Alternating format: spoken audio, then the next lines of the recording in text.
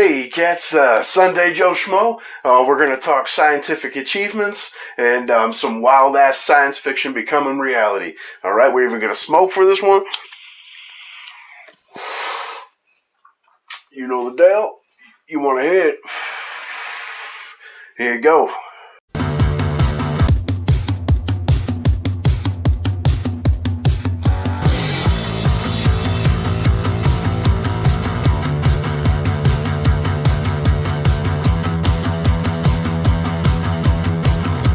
Welcome in. So, Sunday morning, and we're going to go over some scientific achievements and some science fiction becoming reality. So we'll start off with NASA. I'm sure plenty of you are well aware. They launched the new craft/propulsion system, Orion, on the Artemis 1 mission. One of the coolest things about it is, it's gone the furthest a man-rated craft has gone thus far, surpassing the previous record by about 20,000 miles.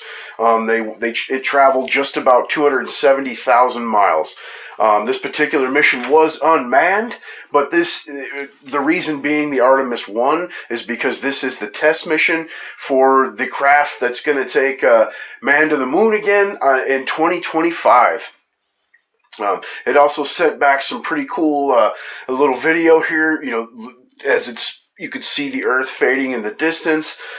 Music added for effect because obviously this camera's outside of the craft, so silent. You just hear or whatnot. So again, music added for effect. Right? Check this out.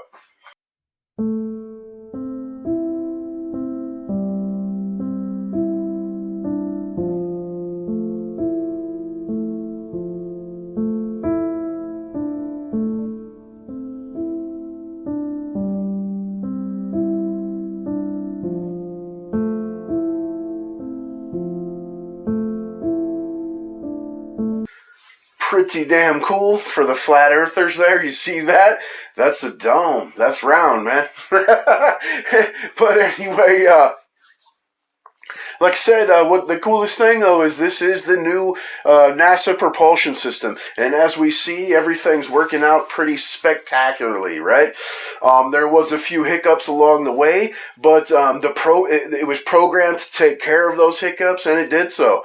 It fixed itself basically, and kept the mission on track. And like I said, it's now on its way home. And they have one more mission in between the 2025 and then the Artemis 3 mission, again, will be man on the moon for the first time in 50 odd years.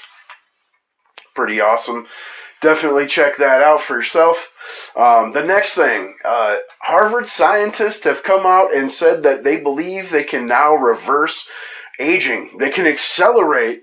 Like, they're not even talking about that part too much, other than in the explanation of the process. But they're reversing aging, right? And they've done so in mice and rats. All right, check this out.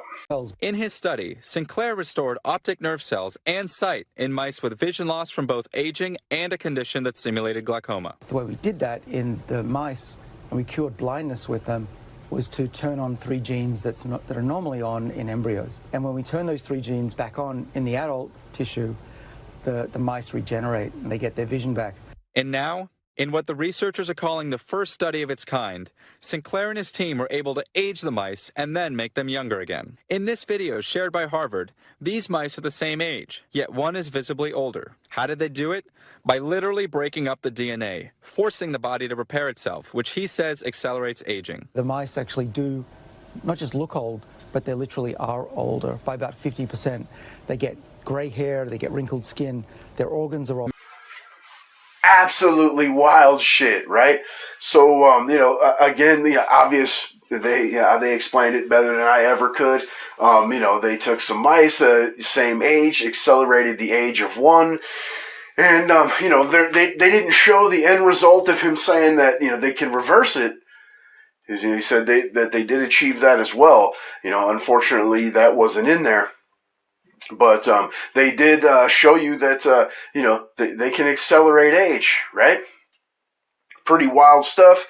It was wild enough that they're out here growing organs in pigs and shit. But Now they're able to almost make you live forever. I mean, you know that saying, if you can make it another 25 to 30 years, you'll have the ability to live forever. It's basically, I'm sure you know, it's whether you're going to have the funds or not. They're showing you the technology is just about there. How do we know it works on humans?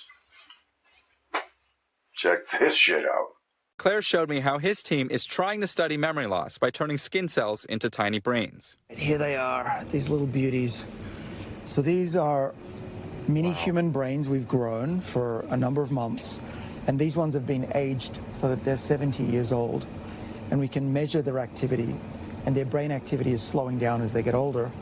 They're full of inflammation like a normal old brain would be. And in this experiment, we're now testing, can we reverse the age of those brains so they work again? And the answer is, yeah, we can do that.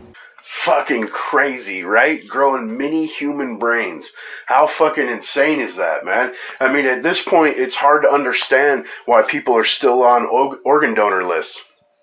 I mean, like I mentioned earlier, I mean, they're growing organs inside of pigs, growing ears on the sides of pigs.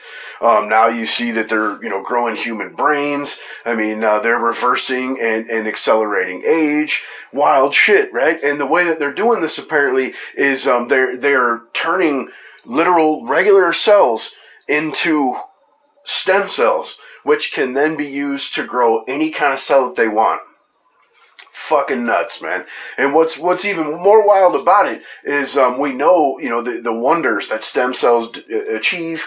People with severe illnesses and whatnot that can't get treatment here in America, you know, for whatever immoral reason, disguised as moral. These people are going to other countries and getting stem cell treatments, some, you know, injections into the spine, certain areas or whatnot. Obviously, you know, I'm not a doctor. I don't know the exact, you know, procedures, but, you know, it's working wonders. Apparently even reversing some paralysis, you know, returning, you know, the functionality of organs, repairing, you know, spinal damage, so on and so on.